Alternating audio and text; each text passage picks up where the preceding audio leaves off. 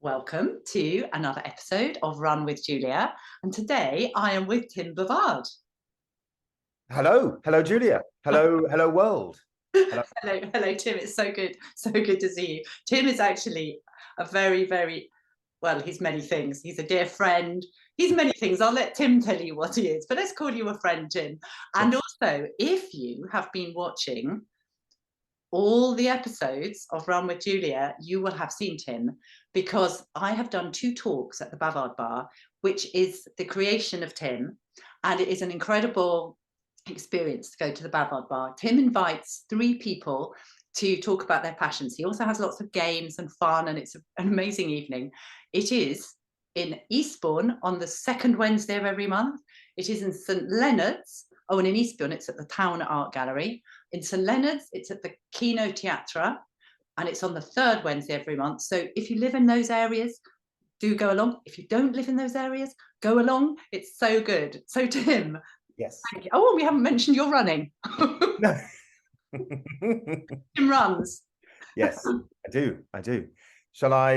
Yeah. Well, yes. Welcome. Thank you very much for that introduction, Julia. And yes, I do run. That is. We spent a long time deciding about how we were going to introduce your running bit, and then obviously all the planning meant that I nearly didn't mention that you run. So Yeah. you Yes. do run. Yeah. We have done, actually, Tim and I have done a lot of running together, particularly in Spain and all over the place. Actually, we've run. Yeah, we've run in Spain. We've run in obviously the South Downs. But so I know you as a runner. I've known Tim. We're coming up to our 10th anniversary of knowing one another this month, and I've always known you running, but you haven't always run, but you have always been active, haven't you? Yes, that's correct. I suppose at school did, running events, the usual kind of sports days. And interestingly, I think the event that I always seemed to, I was no good at sprinting. And my 100-meter time, I think, back as a kid, it's like 17 seconds. I mean, that I look, and it can that's like I must have been walking, but I've never been a sprinter, so, but the longer the distance got, then the more sort of I found myself moving up the field, so and obviously at school, I guess the longest athletic track event that we ever did was 1500. And so, and I'd always be in the final of that, or if in the sports year, in the years when I was in the sports day thingy or whatever. And I quite liked, the 1500 meters. That seemed to suit me. I still didn't win it, but I was closer to getting to being in the pack. Did you feel more comfortable for your body? Yeah, absolutely. The sprinting, it didn't. I didn't know what I was doing, and I'd watch the people that were sprinters that were really good. One guy, I think his name was Andy Wright. And it was just, like 10 seconds. I mean, it was 10 and a half seconds or 11 seconds. I can't remember. But something, that was, with the Olympic record is like, just under 10, isn't it? So maybe he wasn't 10, maybe, but it was something, it was sort of 12 or 11 and, it was kind of like, and it was effortless, he didn't seem to be doing anything. For me, it was full of effort. I think our bodies do have the natural propensity, and they will guide us to what we love. And also, you found the distances a bit easier, but even though we've said you only probably began running properly 12 to 15 years ago, you did go on holiday. I remember you telling us this at the Bavard Bar. You went on holiday when you were a teenager, and you fell in love with the fells, because I know you've run in the fells loads, haven't you? Yes, that's right. Well, I mean, at school, I also enjoyed the cross country runs, and but it was very uncool to be a cross country runner. So I would make sure I'd never finished in the top, and I would just take a shortcut because that was cool. And so. But I really enjoyed cross country running as a kid. That was the winter season and going out, and it was muddy and wet, and a lot of the kids, I was at a boys' school, didn't like it, and I just this is great, And then I'd go on holidays to the fells, to the lakes, and whatnot, and I'd see fell racers, these kind of scantily clad men and women, but women had only relatively recently, when I was up in the lakes, been allowed to fell run, because up until the late 70s, I don't think they were. I mean, it was ridiculous, but them's were the rules. But they obviously, women ran, but they weren't allowed to race. It's mad. But that pretty all changed about the late end of the 70s, which would have been at the time when I was going up to the lakes with my family, and I'd see these fell races and I think, wow, this is amazing. They're kind of going up and down those mountains, and how good would that be, And so I love the idea, and that was a draw. That was definitely a big draw for me, to run in the mountains. So yeah, that's what I've ended up gravitating towards, because I then spent a bit of time, I've always gone to the gym, played lots of sports, windsurfed and all the rest of it. And then I guess in my late 30s, early 40s, I discovered cycling, or I rediscovered cycling, because I used to love it as a kid. But I fell off a lot because I'm a bit of a rubbish cyclist. I could never do corners. Again, that wasn't a natural thing for me. I'd have my mates and they'd go fast around the corners, and I'd be on the brakes, and I'd be on the brakes down here. And of course, I'd be the one who would have crashes and hurt myself. And then a friend of mine, Reggie, said, "Hey, how about doing a duathlon?" And so we did a duathlon. I can't remember where it was now, somewhere over kind of Guildford-y, Wisley way or something. And I think a duathlon is I think, is it, you might know, Ju, is it run, bike, run? I think it's bike, run, bike. No, it's run, bike, run. Run, bike, run. Run, bike, run. Yeah. Well, I think it can be a variation. Yes, that's But- no, makes sense. Well, yours was a run, bike, run, perhaps. Yeah, so we entered this, and I thought, oh well, I better do a run, to kind of, because I was used to cycling, and it was an off-road event. It was mountain bike ride and a country trail run. So I went up the downs, and I did like a sort of, I don't know, a 12-mile. I was very fit, so running a distance wasn't a problem. So I did like a 12 or 13-mile loop around Butts Brow and over Beachy Head. So the cycling had got you fit enough to just go and run 12 miles with no preparation for it? Yeah, that wasn't a thing. We were cycling quite long distances. We were doing the South Downs Way, and we were, out quite a few. South Downs Way is 100 miles. 100 miles, yeah. So we were doing lots of training on there, and so I was very fit, and so I just thought I'll go and do a run, and I had no idea of what this running thing was, but I thought, well, it's easy, isn't it? Just put 2 feet, put one foot in front of the other and run around. So I did that. And I took off from Butts Brow, I think, and I, headed down, which is on the South Downs, at the eastbourne end of the South Downs, headed down towards East Dean and the Tiger, West Dean, and then onto the Seven Sisters, and ran along the Seven Sisters over Beachy Head. Well, you cut into the Seven Sisters and over along the Beachy Head, back up to Butts Brow, and I don't know, whatever distance that was, maybe 10 miles, and a very hilly 10 miles. A very hilly 10 miles. And I got back towards the car park at Butts Brow, and I was just I was very buzzing. That would be the way I would describe it. And I called Reggie, who was my training partner at the time, and we would cycle a lot together. And he had said, let's do this duathlon. And his phone went to voicemail, so I left a message, and he rang me back maybe an hour or so later and said, Tim, I've just been laughing my head off at your message, because it sounds like you've just come out of a rave in Ibiza.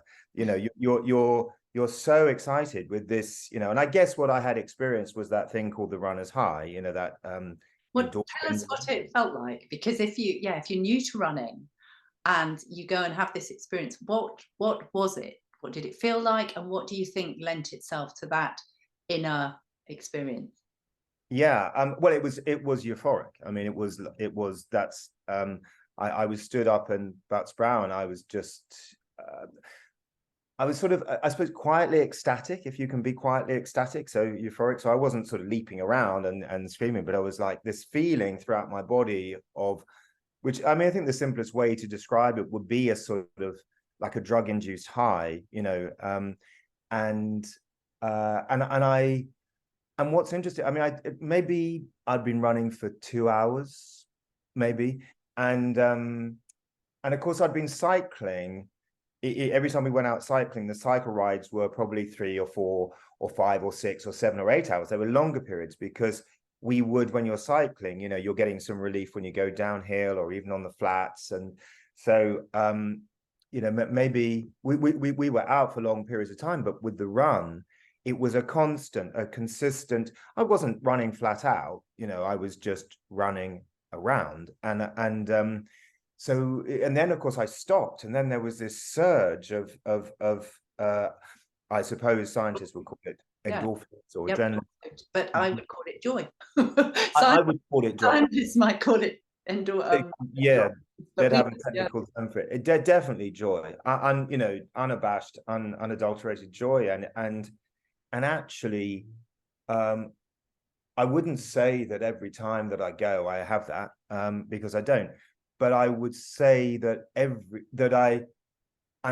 also I wouldn't say, because I've only really, I don't think about that moment until I've just told you now. But so it doesn't happen, you know. But you know, on a regular basis. So there's no, but I just love to run, you know. That and so sorry, probably not the best link there. But what I'm trying to say is that, and not to recreate that feeling, but because of the freedom and the joyous aspect of the whole running process. It's a very simple form of exercise, which I think suits me very much. I'm a simple chap. And I did notice over the years that most of the sports that I did that involved equipment, I probably wasn't ever the most technically suited to that equipment, you know, and some people are, you know. I know with my windsurfing, I was a reasonable windsurfer. Put my friend Kevin on a windsurf board, he's amazing. I was a reasonable cyclist. Well, no, I was a bit rubbish, but I was very good at going up hills, and I was very fit. Put me next to a decent cyclist like Kevin again, or Reggie, you know, and they're hands down. They're just, you know, gonna. But when I'm running, the simplicity of it, I think, just lends itself to me, and I love the simplicity of it, and I love the fact, I love where it takes me, not just on a daily basis to go for a run, you know, because although that is lovely, because it takes me, you know, into the countryside, along by the sea or wherever it might be, but also, you know, perhaps I'll plan a holiday or a break, could be in this country or away or whatever, and they'll be, I'll go running over there, I'll go running up that hill, or I'll go running around there and have a look and see what's there, you know. So there's and then, because my preference is to run in nature, I'm always in nature, you know. So I'm always experiencing the changing of the seasons, and the trees and the hills and the fields and the mud and the earth and you know, not I don't I don't mean to sound by saying that all kind of alternative. It's just a fact. It's just what I do. I am not seeking, you know, it's natural. It's natural to you, Tim, isn't it? Because I've known you this 10 years, and sometimes you do, you know, Tim lives in St Leonard's, and there's the sea right out of his window. You do sometimes run on the seafront, but running on tarmac isn't really your thing. And you have done some racing too. But listening to you, are you more motivated by the experience of the feeling of running, what it brings you in terms of experiencing nature, or has racing played much of a part, or is it more what you're describing to us about the nature and the feeling? Well, that's a very good question. I would say it's probably a bit of both. It's hard to say. I think probably it would tip towards the nature and that aspect. But I have to say that the racing would play a part too, because there's you know, the racing opens up another aspect to the running journey, and I know that over the years, you've trained me, you know, to as you know, to run in races. And had I been left to my own devices, I'm smiling now, to sort of, you know, to compete in races. I think just a little aside here. even with me coaching Tim, he sometimes did resort to his own devices. Long time ago, not so much now. Long time ago, yes, but that's very true.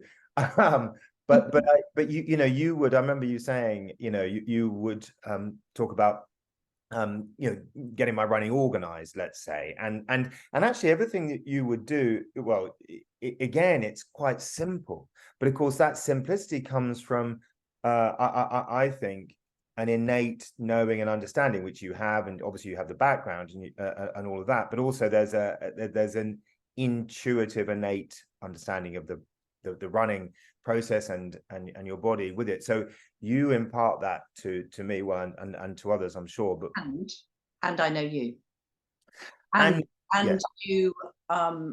When I've been coaching Tim, I like it to coach in a holistic way.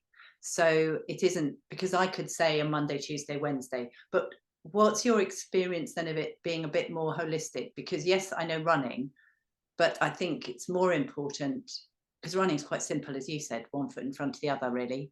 But what was the experience? How, because I've seen you get more self-knowledge through the organizing your running. But I mean, that's my observation. But what's it been like for you?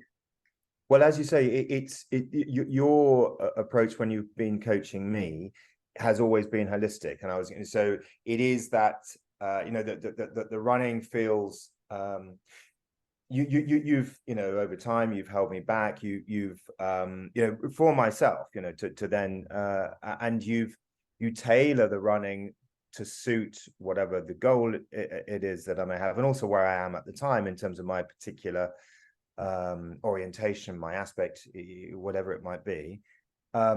So in terms of the racing aspect, as you've organized my running, and I've then learned what that's done, I think, for me a lot is helped me to more deeply learn about myself, you know. So that running journey, I guess, as a metaphor for life, has been, you know, really, really transformative, because it's sometimes with running, I've probably grown the most or developed the most when I've been not running, it as part of a running journey, if that makes sense. So, you know, and obviously one could look at that in terms of, just say, in a running program, tapering, you know, at a time when you get towards a race, you might then not run in order to then, or you might reduce your running so that then you're really race fit and race ready.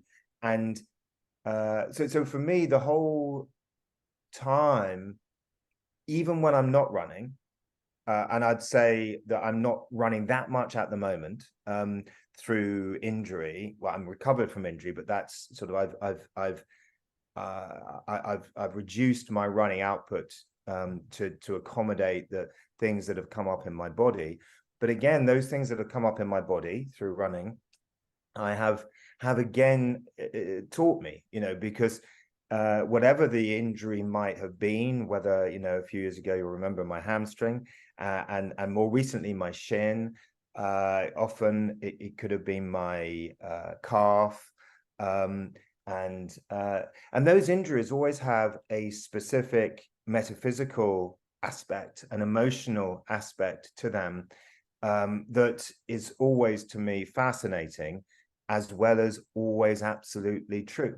And for me, in terms of what's going on beyond just the physical, you know, so that I found incredibly helpful. How did you process? So in finding yourself sidelined and having to reduce your running or stop completely, and then investigating it at a metaphysical level, how did you then go through that process that then emerged again with you running? How would you, because it's an interesting aspect, this metaphysical aspect to injury, which is very relevant, has been relevant to you very much so. And it is, I'm not saying that everybody would embrace that. It always has been to me the same, that there's been a process that's been deeper than just a sore, you know, Achilles, for instance, which was mine often. So yeah, how have you processed? That's interesting. Well, I mean, in the early days, I think it was harder because there'd be a degree of impatience, there'd be a degree of frustration, there'd be a degree of self-sabotage, you know, and a degree of, well, I'm not going to look at that, and you know, not look at it both metaphysically and also even physically. And I can remember probably sometimes when I would have spoken to you, and I'd say, well, yeah, I'm a bit injured. And then you'd say to me, oh, you know, how many miles have you done? And they say, well, I've been running every day, you know, but you're injured, Tim. Yeah, yeah.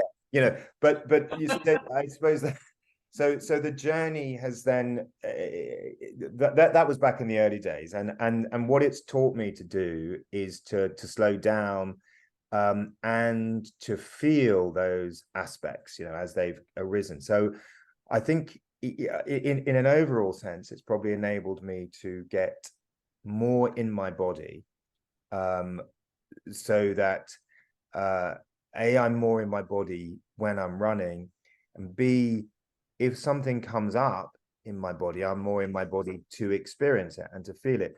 And then being aware of the it's my daughter arriving home. I'm just going to wave to Hannah, to Waving to Hannah too. yes. So it's enabled me to then experience it in my body, to feel it in my body, and to go into it in my body, and that's enabled me to clear it. So that there's been, I've had to obviously sit with the physical goings on, you know, if that's whether it's pain, and sometimes that pain might only occur when I'm running, so therefore I'll stop the running in order to alleviate the pain. But you know, there have been some injuries that have been, let's say, on a physical level caused by the running or overrunning or running when I'm not fully warmed up or stretched or whatever it might be, and that those injuries have or could still manifest when I'm not running. Yeah. So sometimes some injuries are there when I'm running, and so I stop running, and then I can, you know, do the necessary stretching to recover myself.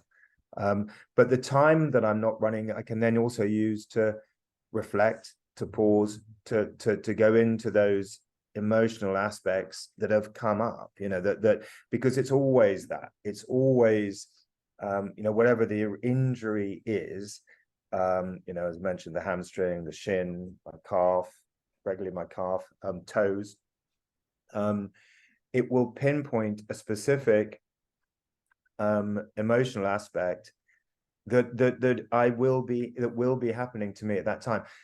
And sometimes, of course, I might not be aware or might not have been aware of that.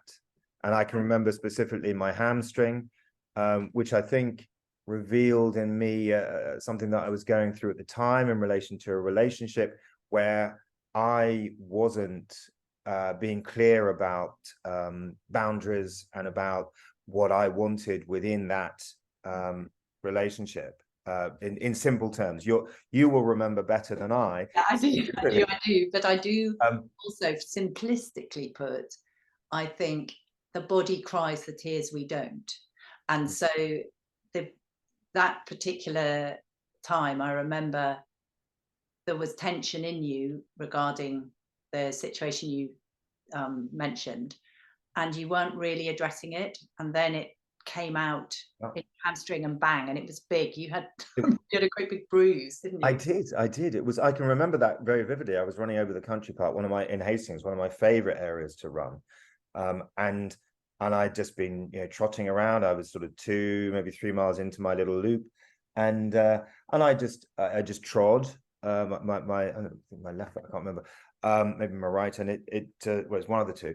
And it just hit it hit maybe a little root, but it wasn't the root. It just, and suddenly it was like there was no physical sound, but it just brought me up, and then I couldn't walk. I mean, it was so unbearable. I couldn't walk. I had to drag myself back the 3 miles. It took over an hour, no, 2 miles back to the car. It took an hour and a half or something to get back. And there's no point phoning someone. I couldn't, you know, I mean, it wasn't dramatic. I don't mean, you know, but, oh, terrible, woe is me. It was just a big thing. And then I got back home, and yeah, as you say, I think the next day I had this bruise. I mean, just down my entire leg, and I think, I can't remember if I had a session with you that day or the next day or within a close proximity, and we looked up hamstring, and sure enough, it was exactly what I think what was going on for me in terms of a relationship that I was in at the time, that I hadn't actually owned myself, that I hadn't actually acknowledged myself. In fact, I think really I hadn't even really, I'd sort of pushed it down, and I'd not acknowledged it in any way. And as you say, then of course what happens is, well, my body's going to go, well, there you are. And sure Yeah, enough. I've just thought actually that running running is such an incredible thing for people, and obviously I've seen the running boom come, and you've seen it too, Tim, haven't you? You've seen this, and I think it's giving people so much. But more important than anything, I love the Run and Become quote that Sri Chinmoy said, and he was taught meditation and was into basically world peace and being still and communicating that out into the world. But running, he saw as a very wonderful way of doing that, because we can progress. He said, run to progress in the, no, run to achieve and succeed, run to succeed in the outer world, but run to progress in the inner world.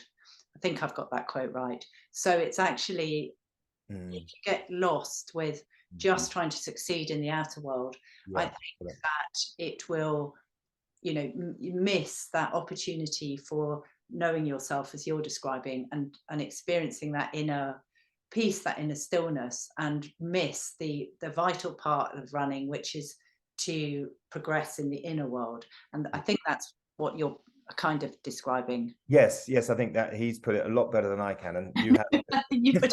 But yes, that is it, Julia. I have what it's shown me, the doors that it's opened up to me, is that it's lovely running, whether that's running training and doing long loops or long out and backs around the trails and stuff that I love, or even whether it's doing intervals, when you're training me for certain things and I've done intervals, some of those intervals, some of those sessions, I love, I mean, it's hard work, but there is a joy that comes with that sort of discipline, that I've always liked, because I've always been someone who would exercise. So from a young age, going to the gym and doing sets and repetitions was it's kind of innate in me. So doing that, moving that into the athletic field, and doing loops and repeats and faster.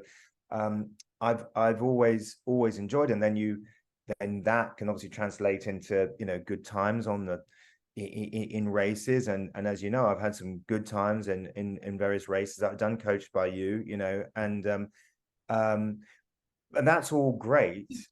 You've done them because the thing with coaching somebody is, it is literally that you're coaching them, but they're the ones that have to take it and run with it, so to speak, and they're the ones at the end of the day. You're the one on that start line, and you've had some great performances, haven't you? What would you say that you've enjoyed? Which performances that you've done, given we're talking about racing now, that you have enjoyed the most?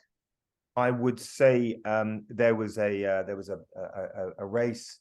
It was the 1066 trail race. It was to celebrate the 950th year since William the Conqueror did his thing in Hastings, and so they did a race of the route that he marched allegedly from Pevensey to Battle. So it's a 17-mile trail.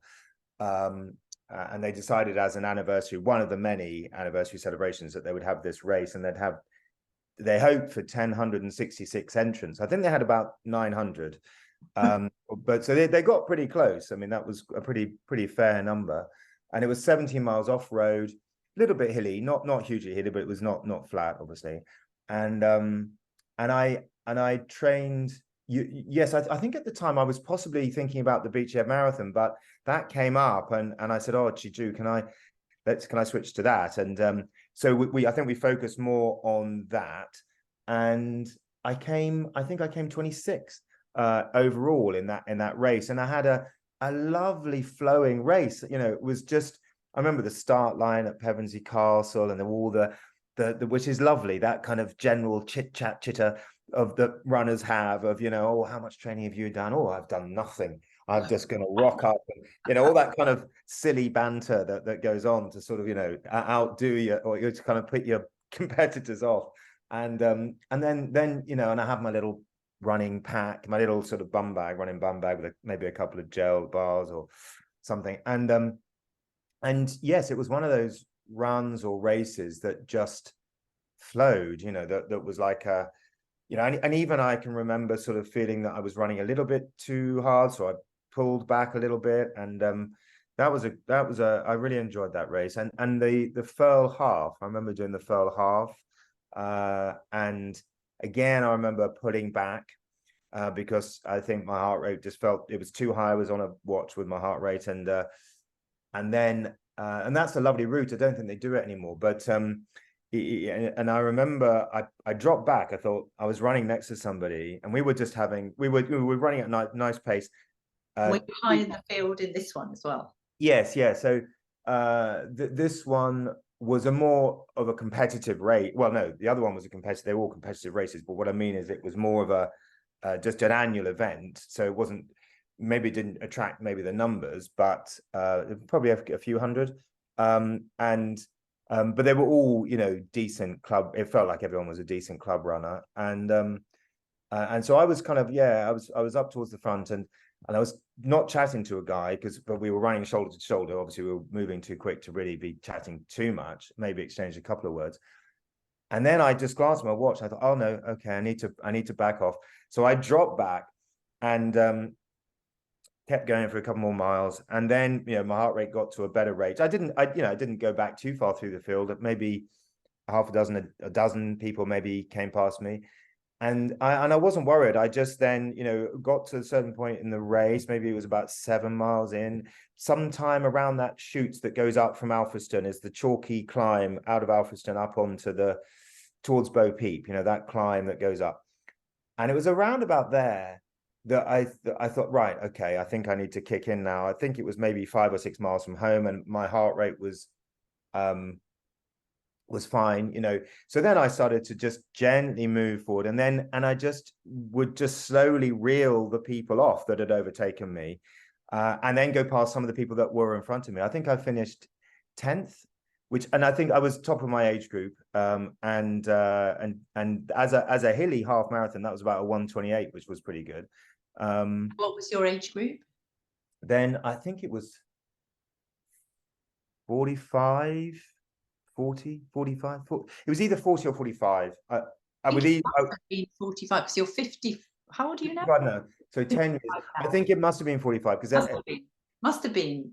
You must have been higher range of 45 because I met you 10 years ago. Yeah, it must have been. Oh, yeah, then it I has to met be you when you were 45.